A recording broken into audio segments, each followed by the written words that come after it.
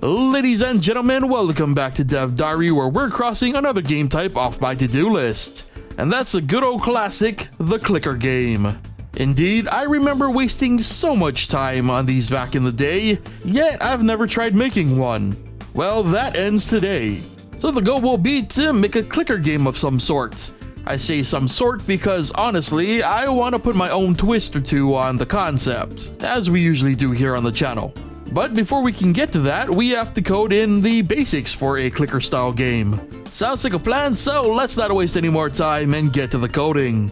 First, we had to determine which region the mouse is in. Next, in the left click check, we start work on the clicker part of the clicker game. Starting with a simple progression counter, each click would raise the level until it reaches 10, to which the levels would reset and advance to the next stage. A cooldown was also added, which I'll get more into later. For now, our first steps into the clicker game was a success, which included some screen shake for good measure.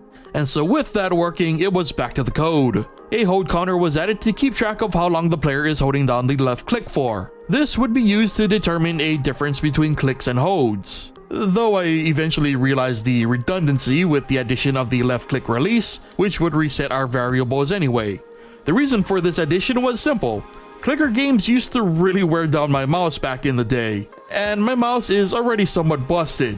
So for the sake of those who don't want to buy a new mouse, the player can simply hold the button down to auto-click at the cost of a cooldown, and the release reset means players can still spam click if they want to. So with that working, it was back to the code to create our enemies.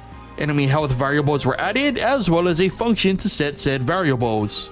The left click was then modified to include the depletion of enemy health, which should then execute the previous code for level and stage progression. A health bar was then added to the list of drawn data, and now we were one step closer to our average clicker game. Everything worked exactly as we needed, and so it was back to the code for even more additions. Next up, variables for click damage and automatic damage were added. Then the enemy damage code was converted into a function, allowing us to determine just how much health the enemy loses. A ticker was then added, which would apply our auto damage to the enemy every frame. The left click check was then updated to use the new damage function and the player's click damage variable. Once again, this all worked out very well, with the player now being able to inflict both automatic and manual damage.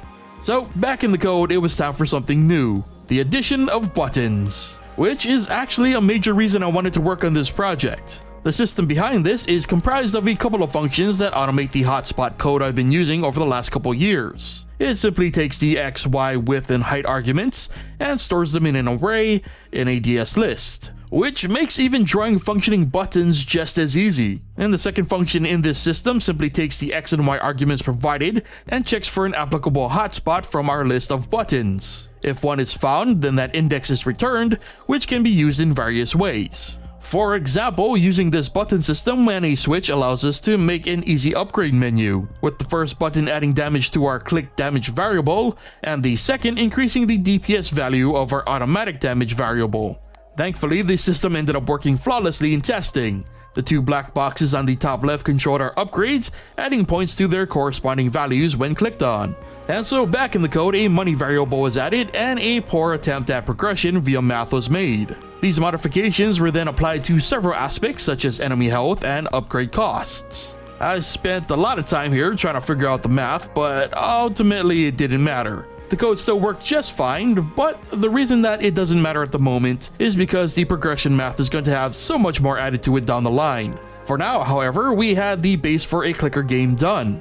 The player could click the right side to damage the enemy, and once the enemy's health has been depleted, progression is increased and the process repeats. Meanwhile, clicking the buttons on the left would increase damage values, so long as the player could afford them.